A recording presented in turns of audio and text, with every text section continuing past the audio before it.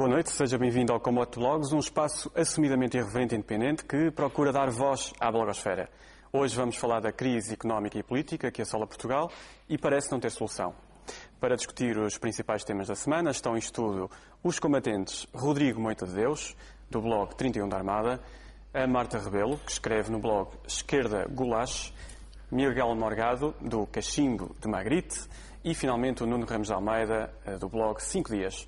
Prepare-se para 30 minutos de discussão acesa e polémica, onde vamos tentar perceber, afinal, o que é que se passa no país. Eu vou começar pela Marta, que esteve ausente há algum tempo, mas também surge aqui com uma novidade, um blog de autor diferente, o Esquerda Gulache. Olá, Marta. Olá. Boa tarde.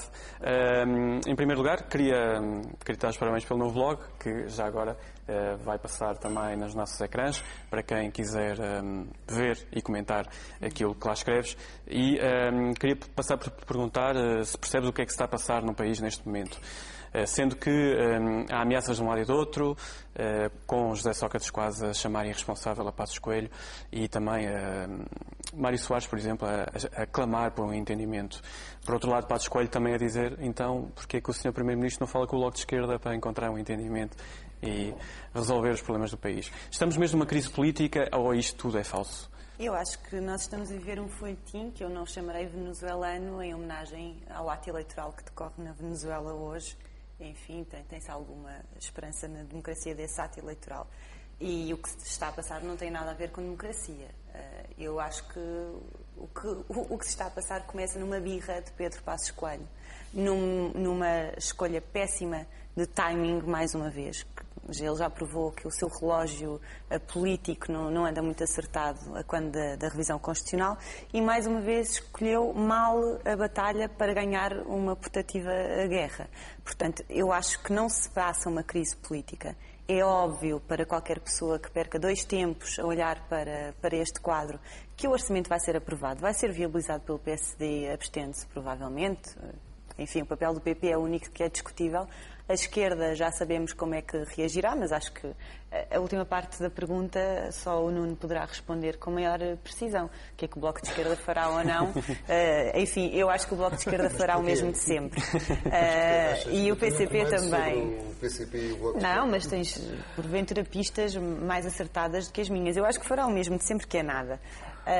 Mas acho que é óbvio, não é só o Mário Soares, hoje no Diário de Notícias, que pede entendimento. Aliás, ele não pede, ele diz que haverá vantagens pessoais e políticas quer para José Sócrates, quer para Pedro Passos Coelho. As vantagens pessoais são mais da ordem do tanque que da ordem da política, não é?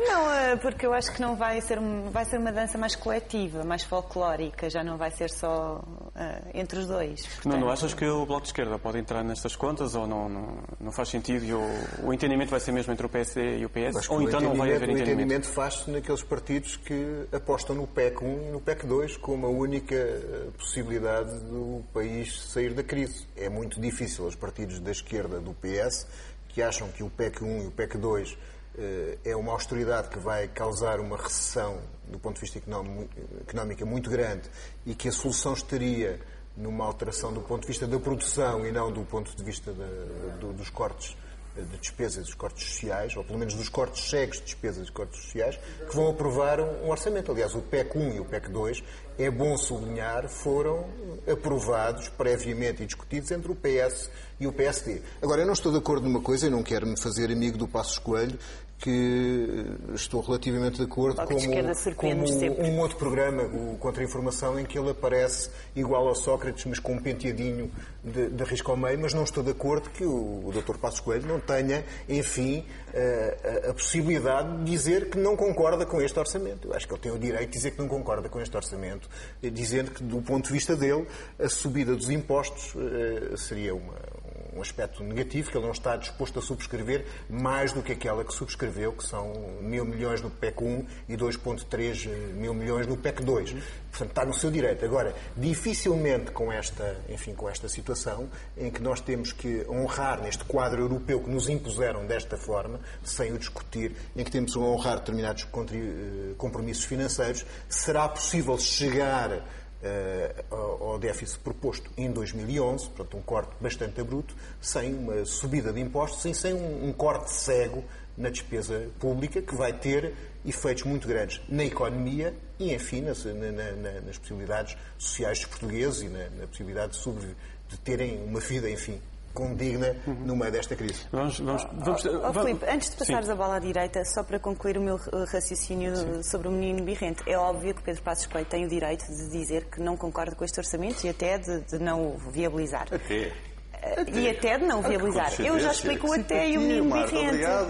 É que quando Pedro Passos Coelho veste a pele de salvador nacional messiânico e vem dizer eu salvo a economia do país e as finanças públicas porque subscreveu um acordo que aparentemente agora foi violado pelas palavras que o Primeiro-Ministro terá dito, tão gravosas, em bad English? Ele de Messias passa a menino birrente, porque foi ele próprio que se comprometeu com o que vem a acontecer neste período orçamental, quando vestiu essa pele. Sim, de qualquer forma, há aqui coisas que foram ditas pelo meio, Pedro Silva Pereira, por exemplo, que veio revelar uma conversa, depois Passos Coelho não gostou disso, mas, entretanto, José Sócrates também veio um pouco à baila e dizer que Passos Coelho não teve... Obviamente demite-me, foi o que ele disse, obviamente demite, não há orçamento, obviamente demite-me. Que pode demitir. Só tem uma ideia.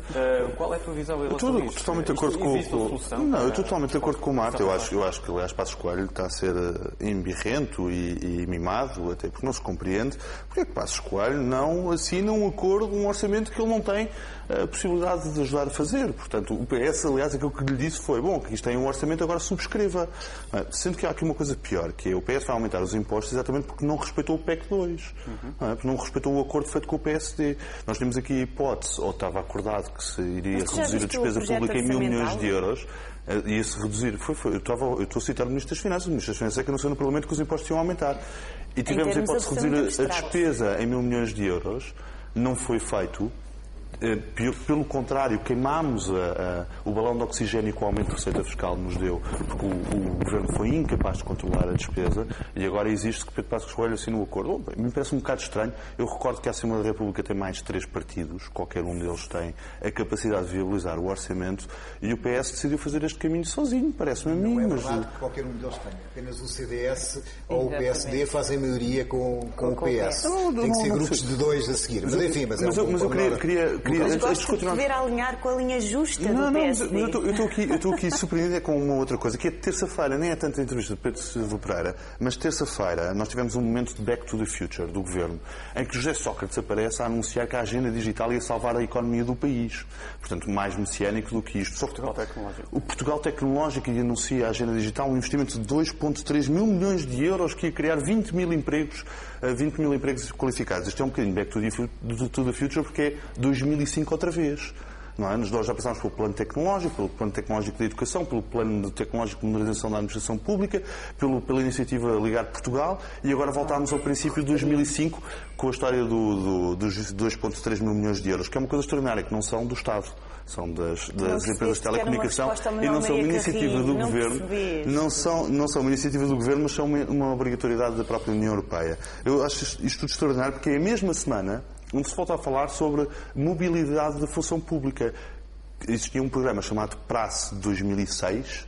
Lembras-te, Marta? Aquela coisa do prazo.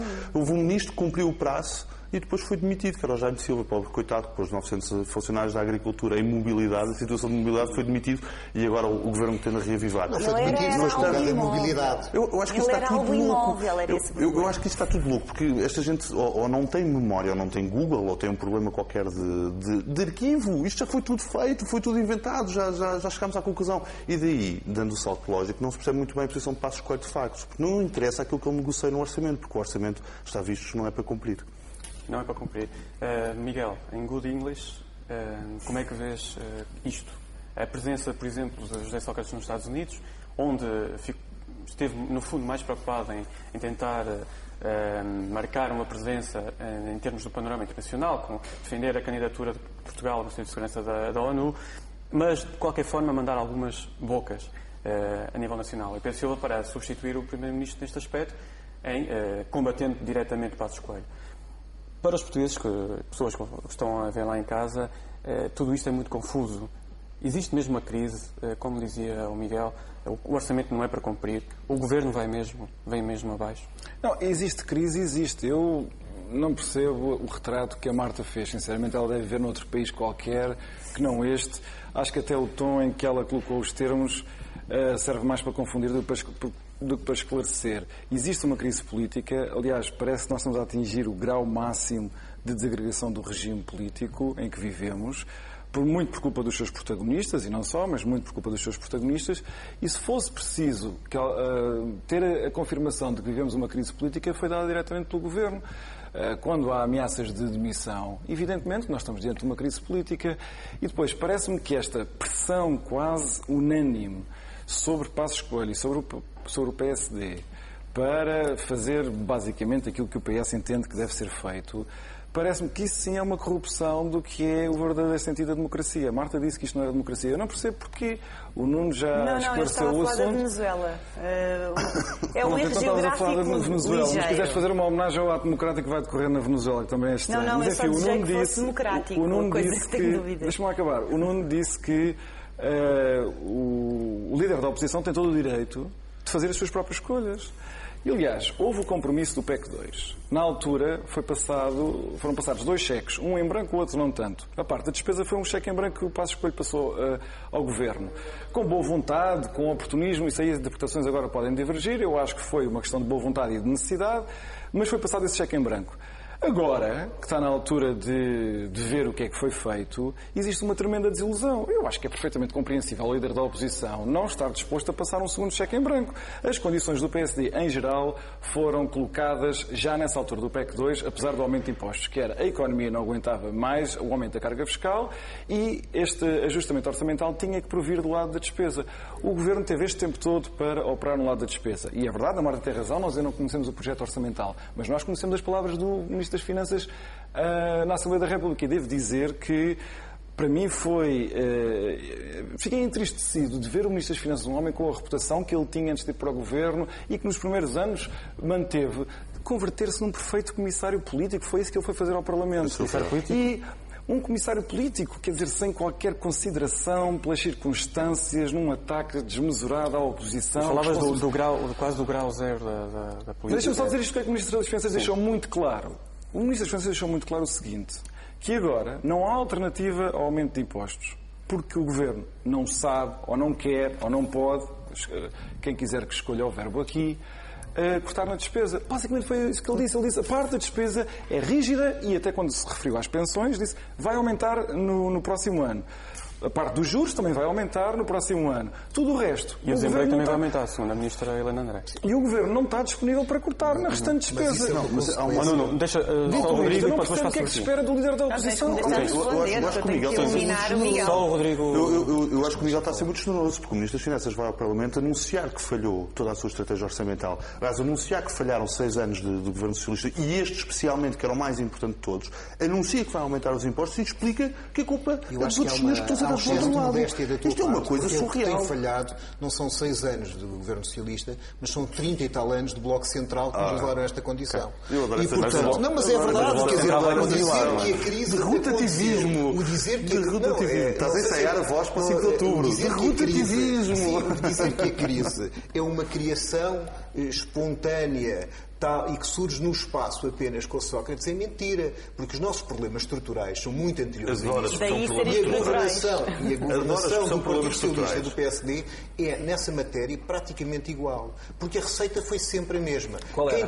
Quem tem pago as crises, quem tem sustentado os cortes, são sempre aqueles que trabalham por conta de outra. Mas quais cortes? Tu estás a falar de abstrações. Os últimos 30 e tal anos... Tu estás-me a dizer que nos últimos 30 e tal anos não houve austeridade, esta é a primeira vez. Os últimos 30 e tal anos para ti são muito agradáveis. Vai ver os números. O crescimento da despesa pública é uma constante, sempre. Mas o aumento da carga fiscal o nosso problema de endividamento nem sequer é um problema maioritariamente de despesa pública, como tu sabes. Claro. O nosso problema de endividamento é despesa privada.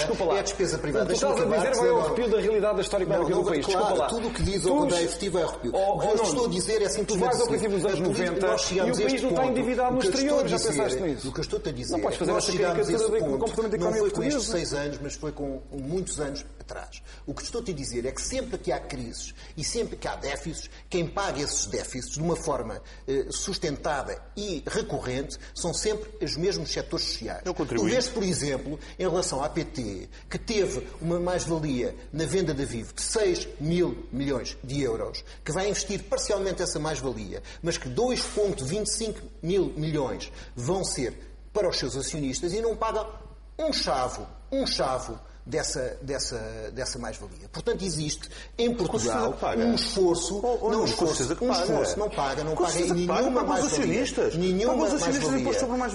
Mas não pagam nenhum imposto. Está, aliás, escrito. Mas tu queres tributar os acionistas quantas vezes? 5 vezes? Perguntado no Parlamento, o Ministro Teixeira dos Santos fugiu com essa resposta, não pagam nenhum imposto sobre essas mais-valias. Mas estás a defender o quê? Que se cria um imposto especial para taxar um negócio vivo? O que eu estou a dizer é que em Portugal, basta ver os números do PEC 1 e PEC 2 sobre o IRS, sobre o IVA e sobre o IRC, quem paga a totalidade da crise, ou quase a totalidade da crise, são aqueles contribuintes que trabalham por conta de outra. E são a totalidade dos cidadãos. E a questão de fundo está em reestruturar esta economia. E, infelizmente, nós vamos ser obrigados pela Europa, e eu penso isto, terás de acordo comigo, Miguel, a cumprir este plano, que é um plano absolutamente suicidário, de corte cego, porque o Governo vai cortar também na despesa pública, o Governo vai cortar nos ordenados no fim, vai cortar nas reformas, vai cortar na saúde e vai cortar nisso. Mas mesmo cortando, vai ter que cobrar mais 1.200 milhões de euros em impostos. E a forma que o vai fazer, que é a forma mais cega e mais fácil, vai ser aumentar o IVA, porque é a forma que dá menos problemas. E vai aumentar várias vezes o IVA, porque cada vez que nós aumentamos os impostos, cada vez que nós tiramos o dinheiro às pessoas, a economia vai decrescer e decrescendo e minguando, nós precisamos de mais impostos para continuar a mesma quantidade. Não deixe. A Marta, querias manifestar em relação ao... Estou em desacordo com esta solução. Eu acho que havia uma única solução. Há 3 cenários possíveis que nós tínhamos ao início desta crise. Um dos cenários era haver uma política solidária da Europa que tivesse uma componente democrática, mas também uma componente económica. Um segundo cenário é o cenário que nós estamos a existir, que é à conta da reestruturação da dívida a partir dos credores, nós aceitamos tudo o que eles querem, os países do centro. E um terceiro cenário seria renegociar a dívida a partir dos devedores, porque os países mediterrâneos têm parqueada a sua dívida de 600 mil milhões de euros nos bancos dos países do centro, o que lhes dá muitas dívidas, mas também dá-lhe poder de renegociar essa dívida. E isso não está a ser feito. E nós vamos acabar por estar na maior das crises e, ainda por cima, sair do euro sem renegociação. Bem, mas eu acho que este ponto é importante. Nós vamos assistir a esse ponto, não vamos esquecer. Eu ainda não respondi, Miguel. Eu acho extraordinário que tu aches que o Partido Socialista está a colocar uma enorme pressão sobre Pedro Passos Coelho, ou que o mundo desabou sobre a cabeça de Pedro Passos Coelho. Foi ele próprio que se colocou no centro de gravidade dessa pressão exercida sobre ele. E, obviamente, que não tem a obrigação de aprovar ou de fazer passar o orçamento nenhum. Agora, que não é coerente com a posição que ele assumiu há meses atrás, quando ele próprio, e ele enche o peito quando diz isto, telefonou a José Sócrates e foi rumo a São Bento no seu cavalo alado salvar o país, obviamente que este não é... Combinaram duas coisas que o Primeiro-Ministro não respeitou. Não sei, olha, como diz o teu próprio líder, só estavam lá eles e olha, não sei. Estou a falar do PEC 2. Havia que reduzir a despesa em 1.000 milhões de euros, certo? E previa-se um aumento da receita fiscal em 1.000 milhões de euros. A receita fiscal aumentou muito mais. A despesa pública não diminuiu, aumentou. Este governo revelou-se incapaz de cumprir a política orçamental. Bem, a execução orçamental termina a 31 de dezembro. Marta, a não ser que tu... sim, e nos próximos 3 meses vai haver um milagre das rosas. A não ser que vocês tenham um canal privilegiado ali para o Passo, para a Praça do Império, eu não tenho e eu ainda não vi qualquer proposta de orçamento de Estado. Estamos a falar de aumento de impostos, sabem o quê? São as deduções fiscais. É que o Ministro das Finanças... bem não levar a sério as palavras do Ministro das Finanças. Tu fazes muitíssimo bem não levares a sério as palavras do Ministro das Finanças. Não sei coisa que também partilhas com o Dr. Passos Coelho, também não leva a sério as palavras do Ministro das Finanças. Mas olhem, não sei se sabem lá em casa quando falamos uns em cima dos outros ninguém ouve. Portanto, deixem-me lá falar. Então, estão a falar de aumento de impostos, sabem a que é que o Ministro das Finanças se refere? É que há aqui uma coisa que, do ponto de vista técnico, é muito importante que se diga, porque tem consequências políticas, ou para este folhetim que não passa disso, a discutir, que é, falamos de aumento de impostos porque estamos a falar das deduções fiscais, das tão famosas deduções fiscais que vão ser eliminadas do semântica IRS. agora não. Não é jogo de semântica. É que, por exemplo, o Primeiro-Ministro entende que as deduções fiscais não são aumentos de impostos. O Ministro das Finanças considera que são aumentos de impostos. Aliás, qualquer economista ou qualquer técnico mais versado tem de considerar que são cortes de impostos. Depois, quanto à cegueira do IVA, o IVA, uma vez que tem 3 escalões e desde que seja devidamente manuseado, é talvez, neste cenário, o imposto que menor injustiça, não disse maior justiça, disse menor injustiça, a termos de aumentar impostos, trará ao sistema fiscal e aos contribuintes. Menor injustiça. Agora, não me venham falar. Vocês fizeram a transição.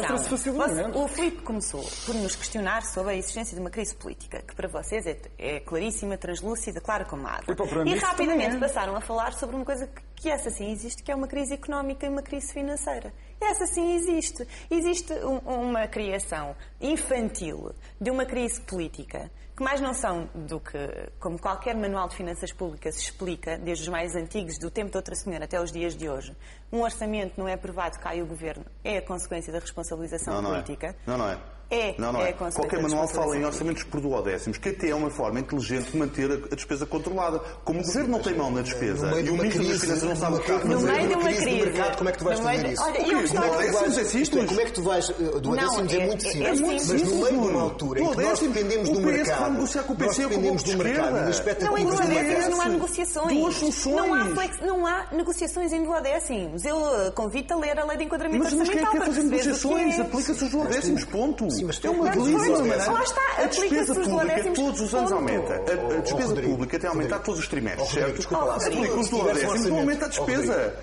Vocês só ganham porque têm outras ações. Deixa-me só dizer uma coisa. Em relação aos duodécimos, tens vários problemas. O primeiro é, estás num cenário em que precisas dos mercados para financiar o Estado português. Eu pergunto uma coisa. Neste cenário, o que acontece se tiveres uma crise de gerir por duodécimos, isso é um determinado sinal. Para além disso, os duodécimos impedem, por um lado, de aumentar impostos, coisas que tu estarás de acordo, e por outro lado, impedem de contrair empréstimos.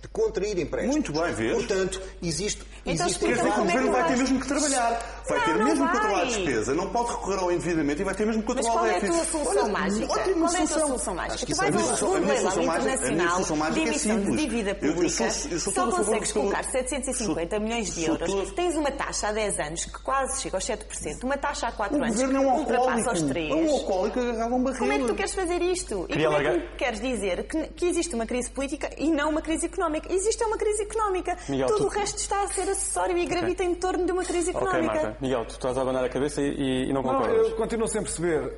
A Marta diz, sem orçamento não há condições para continuar a governar. Facto reconhecido... Não, eu citei hoje, me estás a querer atribuir muitas... Deixa-me acabar. Eu não disse, eu citei o Primeiro-Ministro, pelo Ministro da Presidência. E depois continua-se a dizer que não existe uma crise política, que existe uma crise económica. Eu isso, sinceramente, não compreendo de todo. E depois, o Nuno já abordou mais ou menos este tema. É evidente que a política nos últimos 10 anos em Portugal ficou intimamente ligada aos problemas financeiros do país, tanto do lado do setor privado como do setor público. Por isso, essa distinção absolutamente artificial entre não existe crise política nenhuma, existe um líder da oposição, coitado, não tinha mais nada que fazer e encontrou este problema, e quer-se distinguir isso de uma crise política autêntica que se encontra num manual qualquer. Nós vivemos uma crise política, não percebo qual é o problema de lhes chamarmos os bois pelos nomes. Uma crise política, e o ponto que me parece fundamental para pensar isto é que há um governo que tem de governar. Esse governo quer chegar a um entendimento com o líder da oposição porque não tem uma posição de maioria absoluta no Parlamento. É uma coisa banal, um acontecimento banal.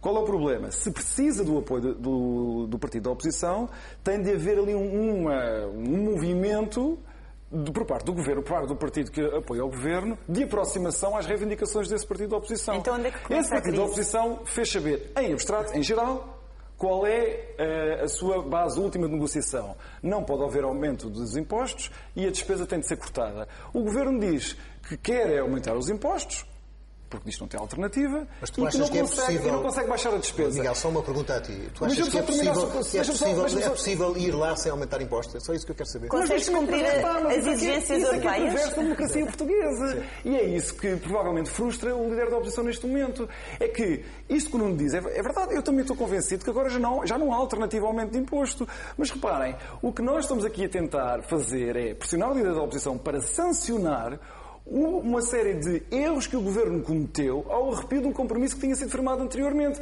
Eu também acho que não há alternativa ao aumento de impostos. Sinceramente, se queres que diga, eu também acho que não há. E também acho que a tentação para o IVA é enorme. Não é, como a Marta disse, por ser um imposto menos injusto. Eu nem percebo o que é que isso quer dizer. É simplesmente por ser um imposto muito mais eficaz na arrecadação das receitas. É só por isso que o IVA é tão tentador. Eu queria introduzir aqui um elemento que é o Presidente da República, que já não pode demitir a Assembleia da República, neste prazo até às presidenciais.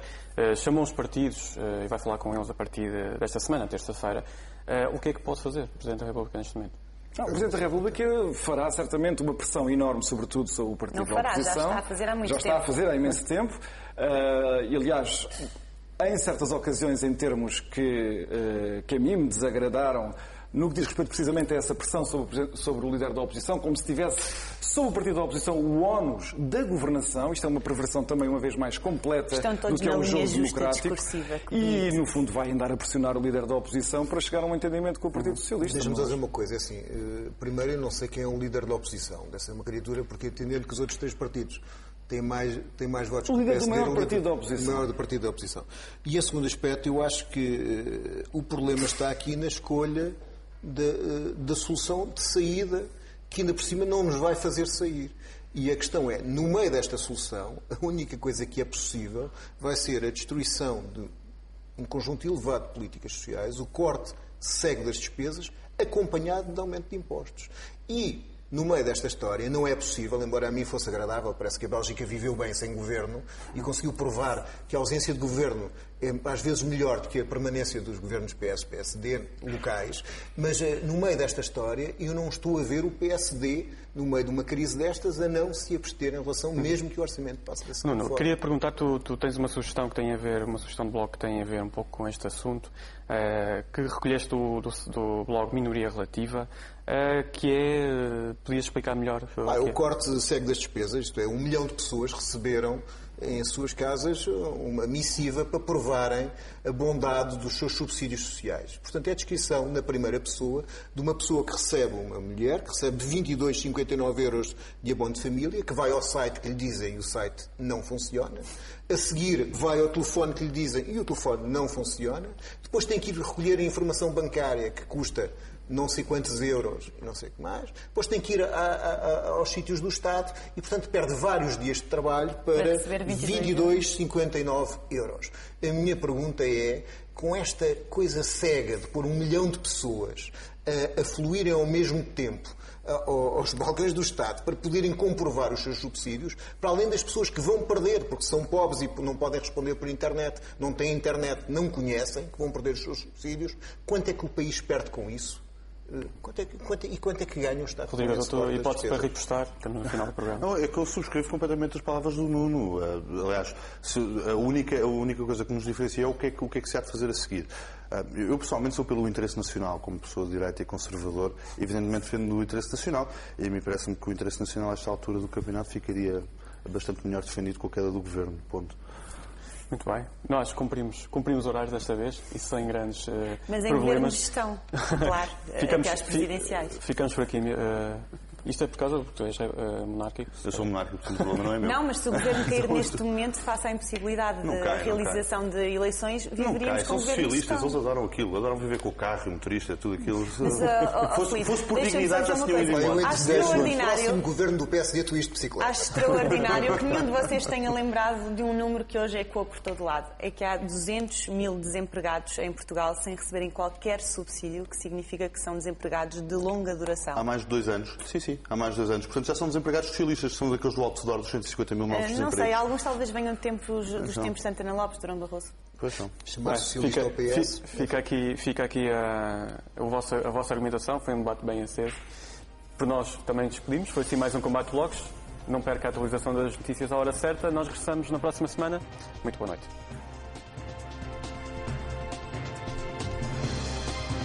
Toda a informação atualizada hora a hora no TVI 24 e em tvi24.pt.